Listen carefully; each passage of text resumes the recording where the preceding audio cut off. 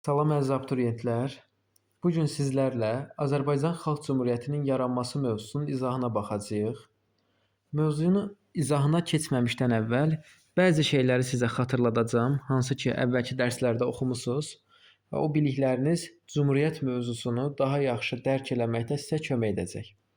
Elə isə vaxt itirmədən başlayaq. Əvvəlcə onu qeyd edeyim. 1828-ci il Türkmənçay müqaviləsi. Yadınızda salın, Azərbaycan torpaqları iki dövlət arasında, Rusiya və İran arasında bölüşdürüldü. Baxın, Türkmənçay müqaviləsinə görə Araz çayı sərhəd oldu və Azərbaycan torpaqları iki dövlət arasında, yuxarı şimal Rusiyanın, cənub isə Qacarların, yəni aşağıda da görünüb, Qacarlar dövlətinin nəzarəti altına keçdi. Şimali Azərbaycan 1828-ci ildən 1918-ə qədər, yəni Azərbaycan Xalq Cümhuriyyətinin yaranmasına qədər Rusiyanın nəzarəti altında oldu. Yəni 1828-1918 bu illərdə Rusiya Azərbaycanı öz müstəmləkəsi altında saxladı.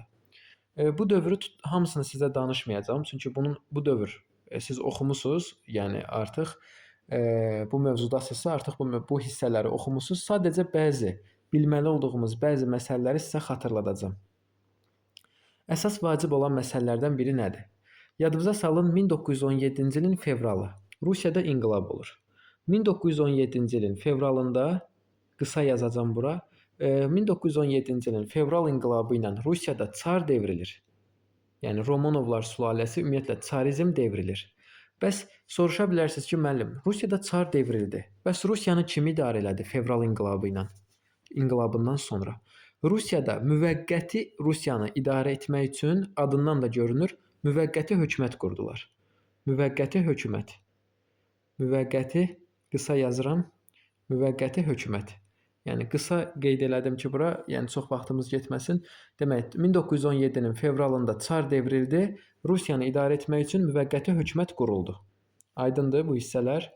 Müvəqqəti hökumət 1917-nin oktyabrına qədər mövcud oldu. 1917-ci ilin oktyabrında ikinci inqilab oldu və 1917-ci ilin oktyabr inqilabı ilə hakimiyyətə Sovetlər, Bolşeviklər gəldi Leninin başçılığı ilə.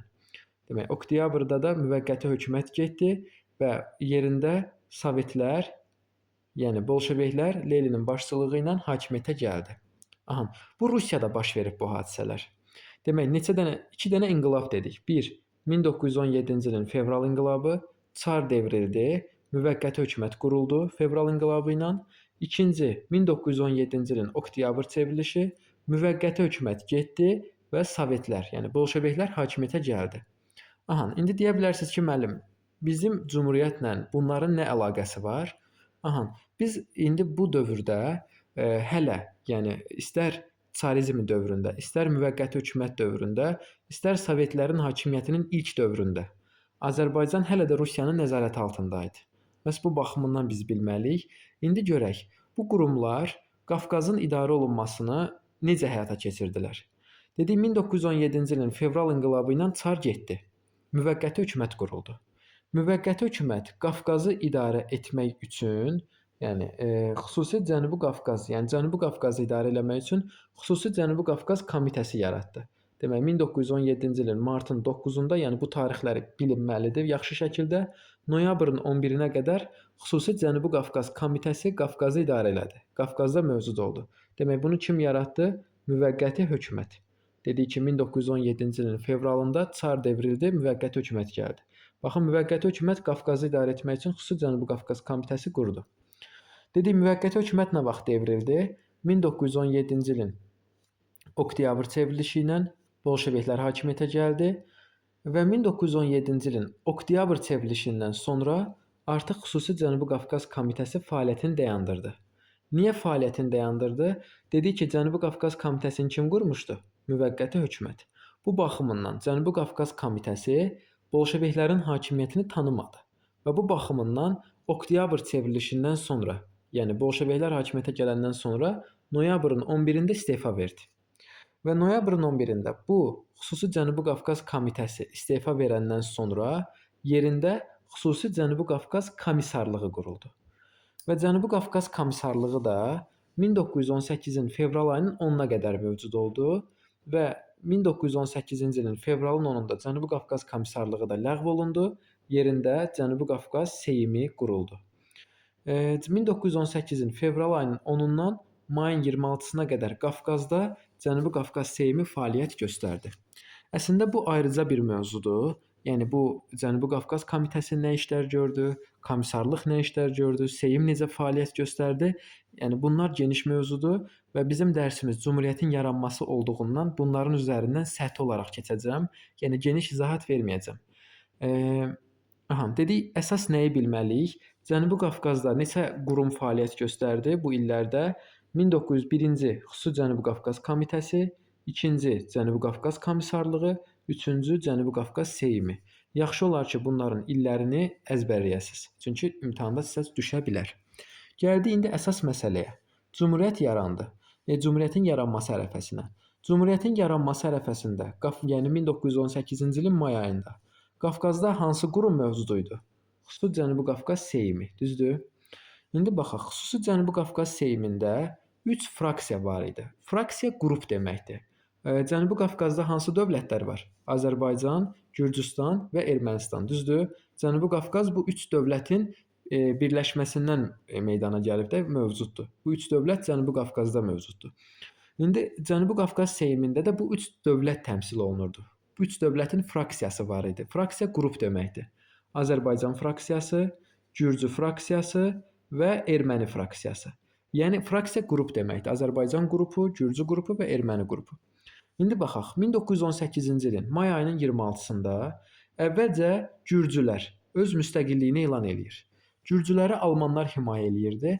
Almanların təkidi ilə Gürcülər 1918-ci ilin may ayının 26-sında öz müstəqilliyini elan elədilər. İndi Gürcü qrupu, Gürcü fraksiyası Gürcüstanın müstəqilliyini elan elədilər.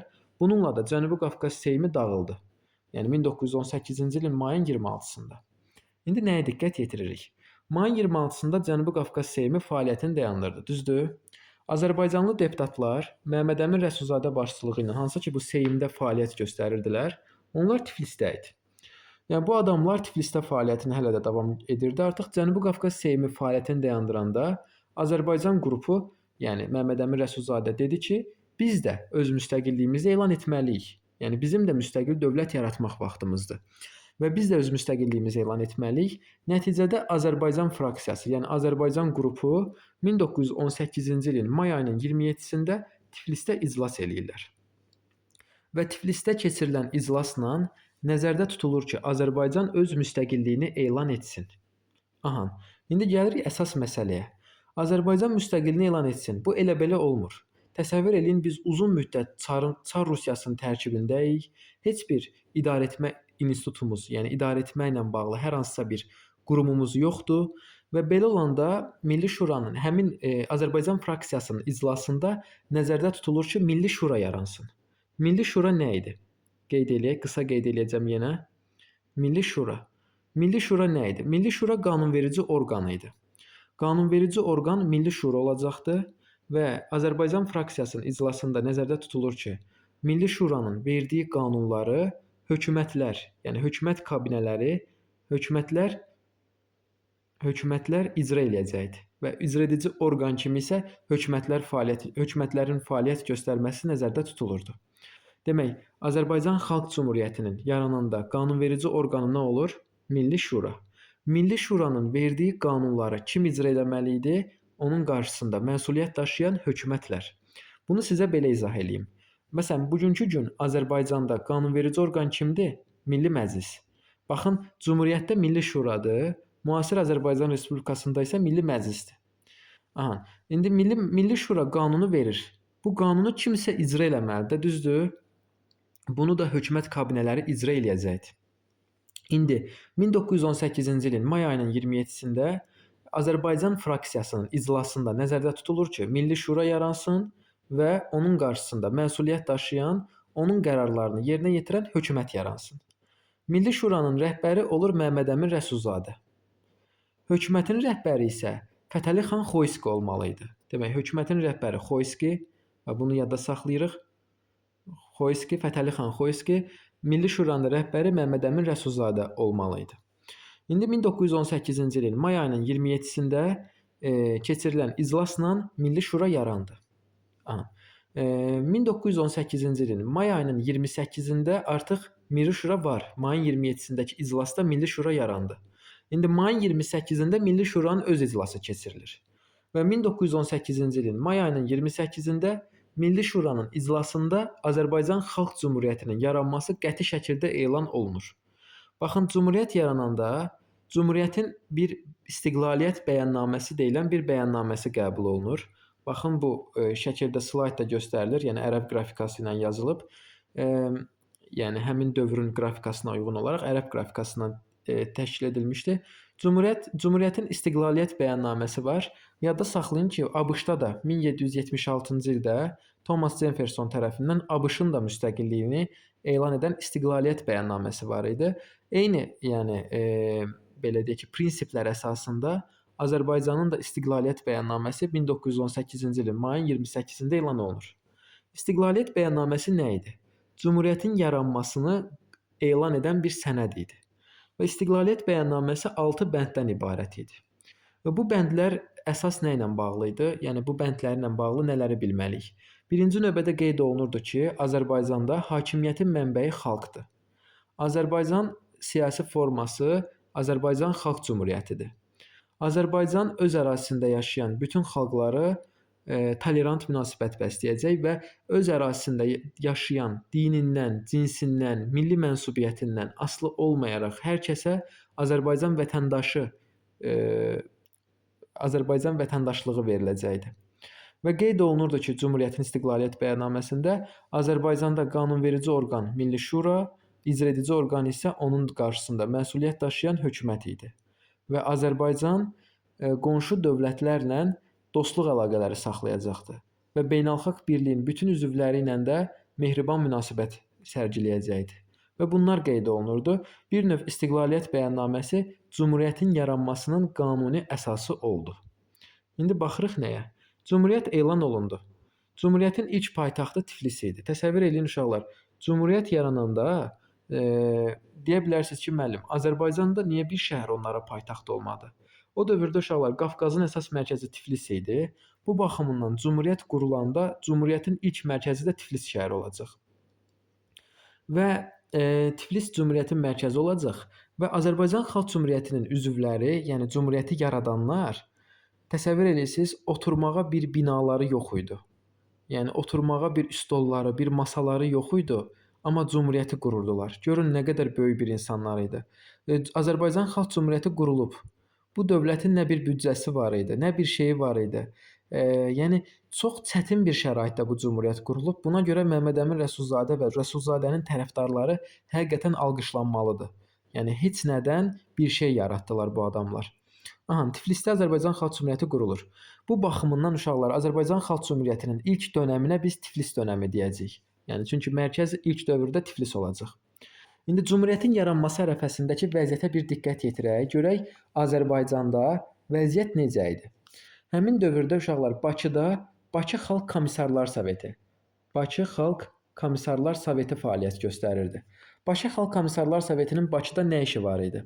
Yadınıza salın, hələ 1917-ci ildə Bakı Fəhlə Deputatları Soveti yaranmışdı Bakıda və daha sonra Bakı Fəhlə Deputatları Soveti Rusiyada oktyabr çevrilişindən sonra bolşeviklər hakimiyyətə gələndə Bakıda daha çox fəallaşmağa başladılar. Və 1918-ci ilin mart ayında, martın 31-də ermənilər və Bakıdakı ruslar birləşərək Azərbaycanlılara qarşı soyqırımı törətdilər. Və soyqırımı törətdikdən sonra bütün Bakı keçir erməni daşnaq və rus dəstələrinin əlinə. Və soyqırımlardan sonra 1918-ci ilin aprel ayının 20-sində bütün Bakı Xalq Komissarlar Sovetinin nəzarəti altına keçir. Yəni faktiki olaraq Cümhuriyyət yarananda Azərbaycanın Bakı ərazisi, o cümlədən Bakının ətraf əraziləri, yəni təxminən Bakı quberniyasının bir hissəsi və işarələdiyim bu hissələr Bakı Xalq Komissarlar Sovetinin əlində idi.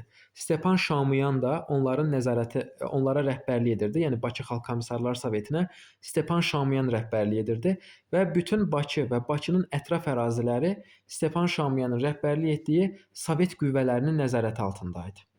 Təsəvvür edin, Cümhuriyyət yaranıb, Azərbaycanın bir hissəsi işğal olunmuş ərazi idi. Özdə Cümhuriyyət qurulanda Bakı Xalq Komissarlar Soveti Cümhuriyyətin müstəqilliyini tanımadı. Cümhuriyyəti bir dövlət kimi tanımamışdı. Sovet Rusiyası Bakı Xalq Komissarlar Sovetini himayə eləyirdi. Oktyabr çevrilişindən sonra onlar da hakimiyyətə gəlmişdi Sovetlər. Hətta Lenin Stepan Şaumyana bütün Bakını və Bakı ətrafını ələ keçirməyə tapşırmışdı. İndi baxırıq nəyə? Cümhuriyyət quruldu. Demək, Cümhuriyyət qurulanda dedik vəziyyət necədir? Azərbaycanın bir hissəsi, özdə Bakı, əsas hissəmiz Bakı Xalq Komissarlar Sovetinin nəzarəti altındadır. Onlar da Bakıda soyqırım falan törədirlər. İndi Cümhuriyyət quruldu.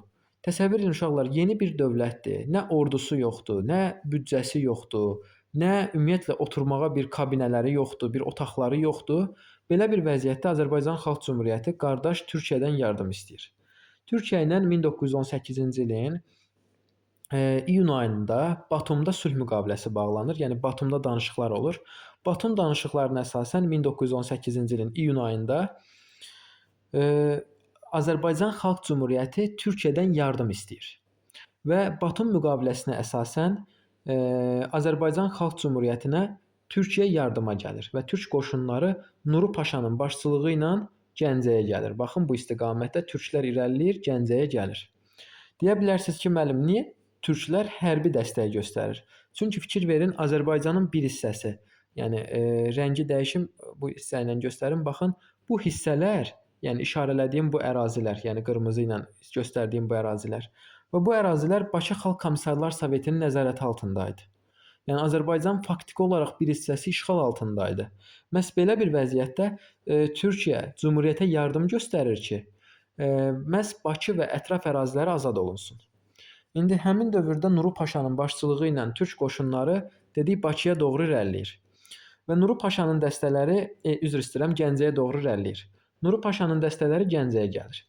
Belə bir vəziyyətdə hətta gələn bu türk dəstələrinə konkret Osmanlı dəstələri adı verilmir. Qafqaz İslam Ordusu adı verilir. Niyə Qafqaz İslam Ordusu adı verilir? Bilirik ki, müharibədə Türkiyənin müttəfiqi kim idi 1-ci Dünya müharibəsində? Almaniya və digər dövlətlər, xüsusən də əsasən Almaniya idi. Əgər Türkiyə Almaniyanın, yəni Türkiyə bayrağı altında Azərbaycan Xalq Cümhuriyyətinə dəstək göndərsəydi, bu Almaniyanın narazılığına səbəb olardı. Məhz belə vəziyyətdə Türkiyə ordunun adını dəyişdirir. Qoyur Qafqaz İslam Ordusu. Niyə Qafqaz İslam Ordusu edir? Almaniya bundan şübhələnməsin. Hətta Almaniya Türkiyəyə deyir ki, niyə Qafqaza qoşun göndərirsən, niyə Azərbaycana yardım göndərirsən? Türkiyə tərəfi deyir ki, biz ora qoşun göndərməmişik. Ora gedən könüllü türk zabitləridir və Osmanlı dəstələri adlanmır. Onlar Qafqaz İslam Ordusu adlanır. Hətta belə bir cavab verir. Deyə bilərsiniz ki, müəllim, Türkiyə və Almaniya müttəfiqdir. Niyə Almaniya bizə dəstək göstərmirdi? Yadda saxlayın ki, böyük dövlətlər nə qədər müttəfiq kimi görünsə də, onlar arasında həmişə ziddiyyət olub. Yəni Azərbaycanı ələ keçirmək uğrunda, yəni Azərbaycan uğrunda Almaniya Türkiyə ilə rəqib idi. Almaniya istəyirdi ki, Qafqazda özü möhkəmlənsin. Türkiyənin burada möhkəmlənməsini istəmirdi. Və bu baxımından da Türkiyənin Gəncəyə Nuru Paşanın başçılığı ilə yardım göndərməsinə Almaniya etiraz elədi. Dedik, Qafqazda Almaniyanın əsas müttəfiqi kim idi? Gürcülər. Və Gürcülər və Almanlar hətta türklərin qarşısını almaq üçün Borçalıya qoşun göndərirlər. Baxın, türklər Gəncə istiqamətində irəliləyəndə birinci İrəvan ərazisindən keçib sonra Gəncəyə girməlidirlər. Baxın, bu Borçalı ərazisində bir toqquşma olur 1918-ci ilin iyun ayında. Və 1918-ci ilin iyun ayı Borçalı döyüşlərində türk dəstələri Alman və Gürcü qoşunlarını məğlub eləyir və türk dəstələri Gəncəyə girir. Nuru Paşanın başçılığı ilə. Türk dəstələri gəlir Gəncəyə. Belə bir vəziyyətdə Almaniya və Gürcülər bundan çox narazı olur. Azərbaycan Xalq Cümhuriyyətində Türkiyənin yardıma gəlməsi Almaniya və Gürcülərin xoşuna gəlmir. Dedik Azərbaycan Xalq Cümhuriyyətinin mərkəzi haraydı? İlk yarananda Tiflis idi. İndi gürcülər e, Azərbaycan Xalq Cümhuriyyətinə bir növ e, öz belə deyək ki, bu türklərin yardımının qarşısını ala bilmədilər.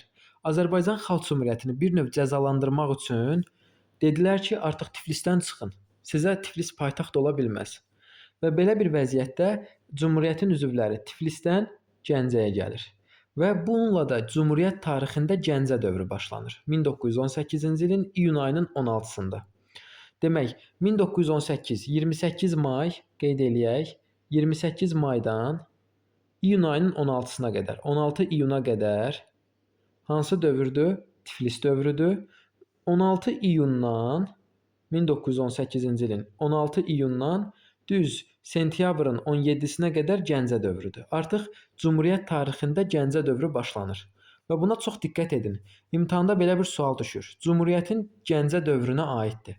Bilməliyik ki, iyunun 16-sından, yəni gürcülərin etirazından sonra Cümhuriyyətin mərkəzi Tiflisdən Gəncəyə köçür və artıq Gəncə dövrü iyunun 16-sından başlayır.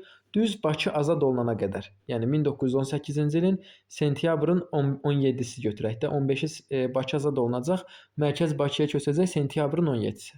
Yəni sentyabrın 17-si də Gəncə dövrü iyunun 16-sından sentyabrın 17-sinə qədər mövcud olmuş olacaq. Bu belə. Davam edirik. Xəritəni təmizlədim ki, tam aydın olsun. Dedik, türk qoşunları gəldilər Türkiyə ərazisindən, İrəvandan keçdilər, gəldilər, çıxdılar Gəncəyə. Buna cavab olaraq Tiflis ərazisindən Azərbaycan Xalq Cümhuriyyətinə narazılıq elədilər və Azərbaycan Xalq Cümhuriyyəti də köçdü Gəncəyə Tiflisdən. İndi Gəncədə gələndə Nuru Paşanın başçılıq etdiyi türk qoşunları Gəncəyə gələndə Gəncədə bir böhran baş verir. 1918-ci ilin iyun ayında baş verir və buna Cümhuriyyət tarixində iyun böhranı deyirlər. İyun böhranının səbəbi nə idi? Nuru Paşa gəlir Gəncəyə.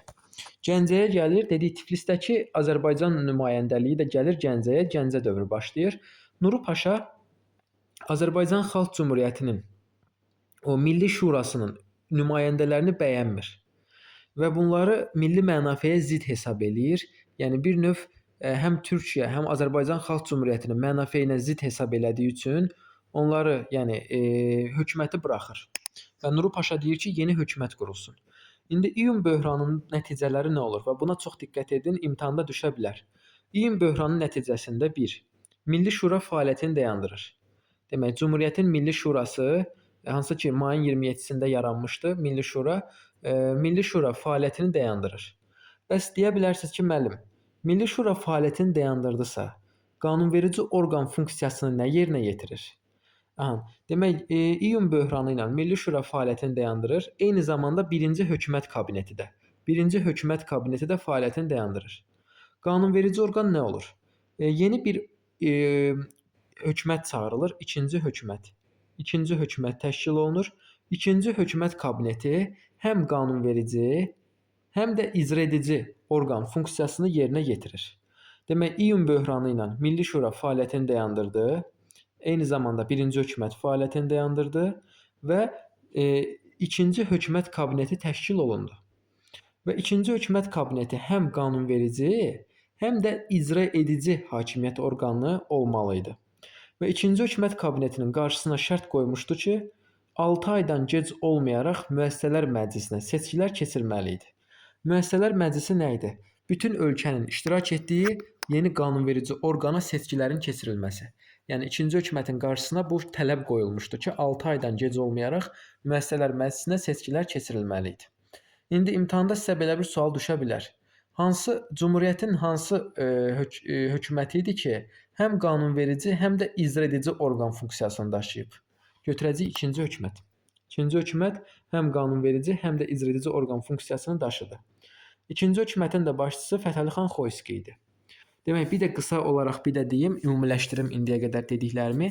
Dedik, 1918-ci ilin iyun ayında Tiflisdən Gəncəyə gələn Azərbaycan Xalq Cümhuriyyətinin nümayəndələrinin, xüsusən də Milli Şuranın üzvlərini Nuru Paşa bəyənmir və Nuru Paşa Cümhuriyyətin idarə sistemində dəyişiklik eləyir. Dəyişikliyə əsasən Milli Şura ləğv olunur və birinci hökumət kabineti də ləğv olunur. Yeni ikinci hökumət kabineti təşkil olunur.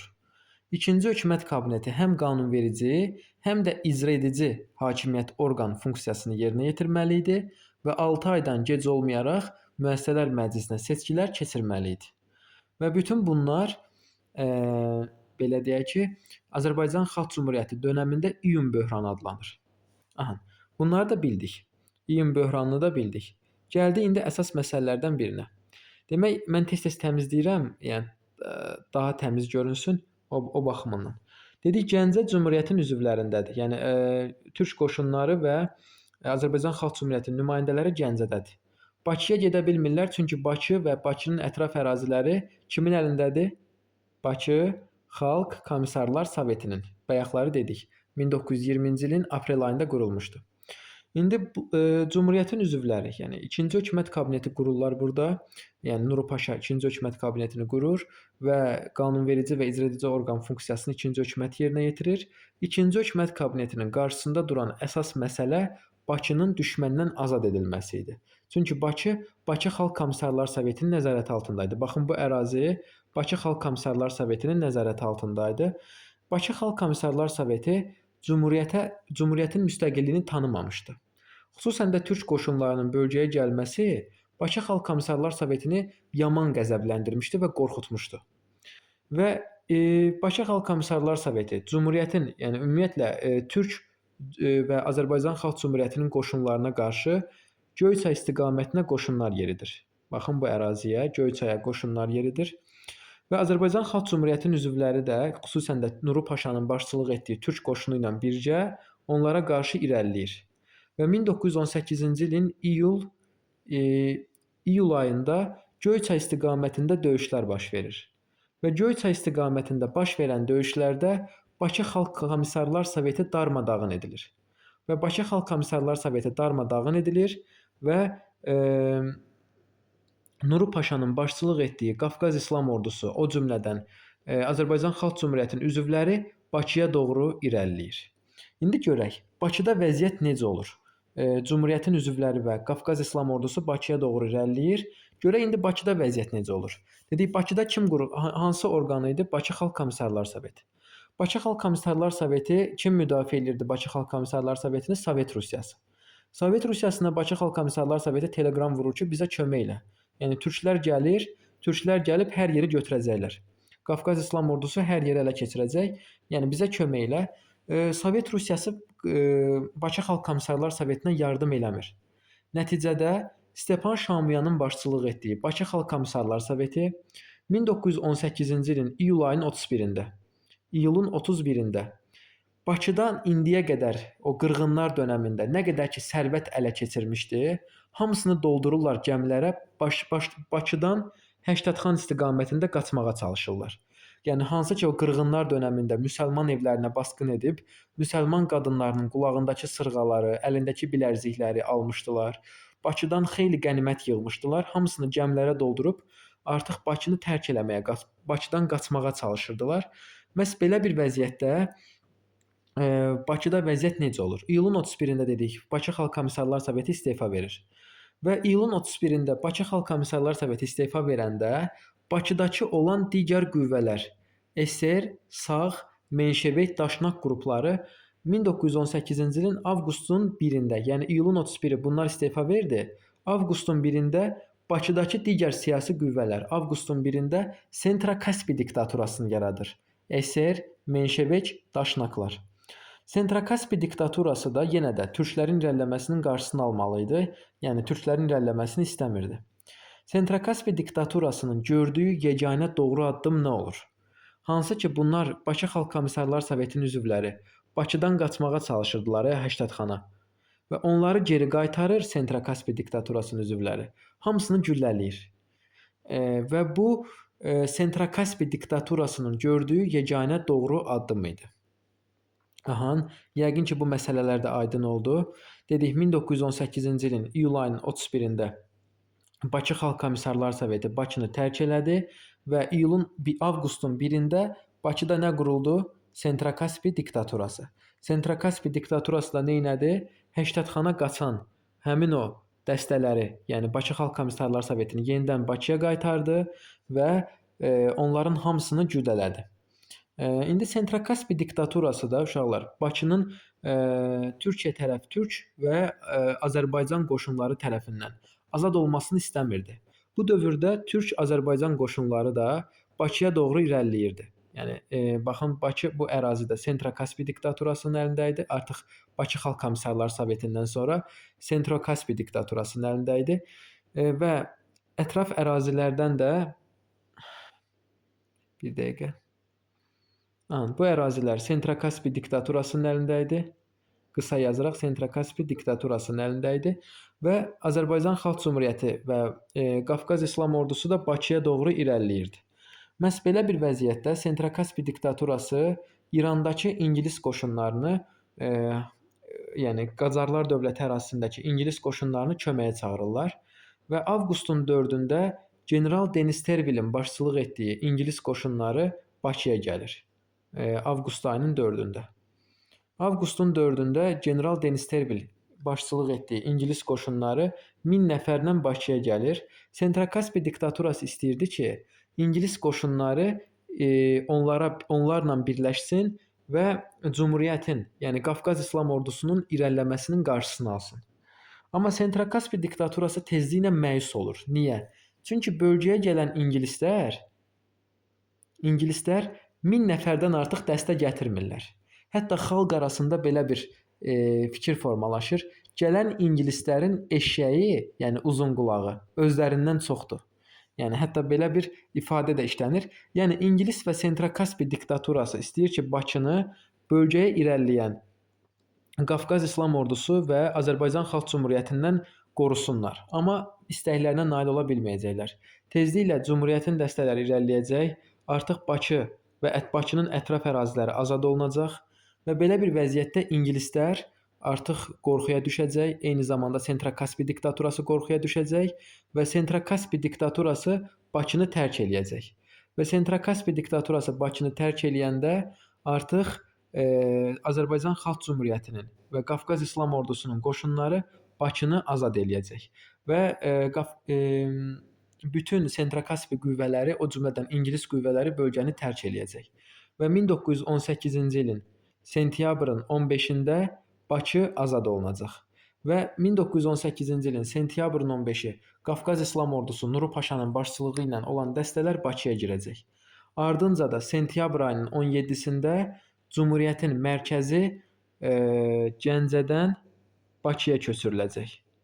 Və bununla da Cümhuriyyətin tarixində Gəncə dövrü bitmiş, Bakı dövrü başlamış olacaq.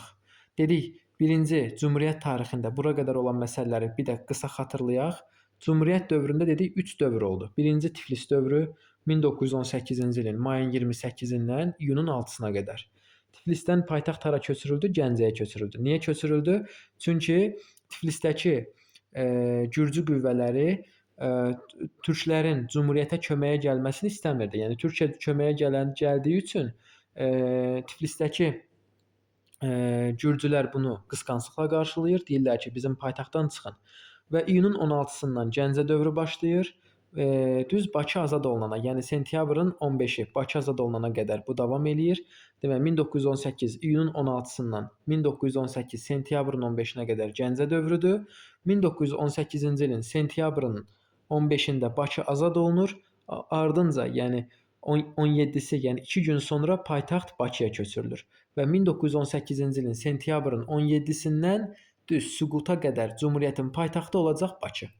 İndi Bakı azad olundu və Bakı azad olunanda hətta Nuru Paşa da iştirakı ilə Bakıda parad keçirilir və Bakıda hərbi parad qeyd olunur. Və bununla da ikinci hökumət qarşısına qoyduğu əsas məsələni, Bakının azad olunması məsələsini yerinə yetirmiş oldu. Bu qədər. Ümidvaram ki, Cümhuriyyətin yaranması və digər məsələlər sizə aydın oldu. Gələn dərslərdə, yeni mövzularda görüşərik.